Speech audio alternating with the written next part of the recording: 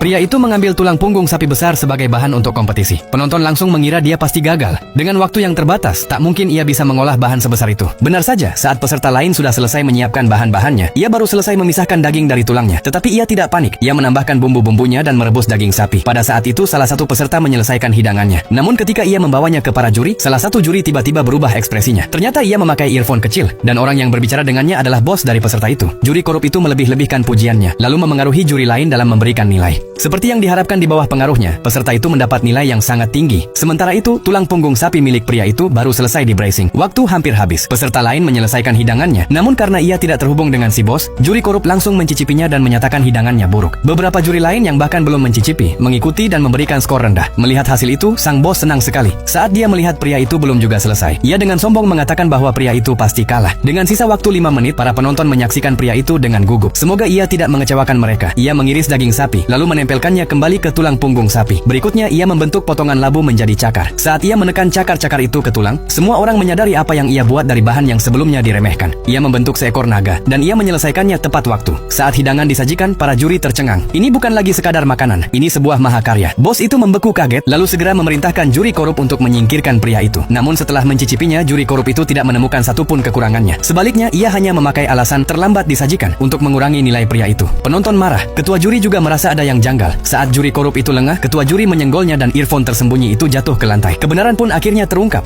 Ketua juri memerintahkan penilaian ulang. Pria itu akhirnya memenangkan juara pertama dan melaju ke final nasional. Sementara juri korup itu akhirnya mendapat hukuman yang pantas.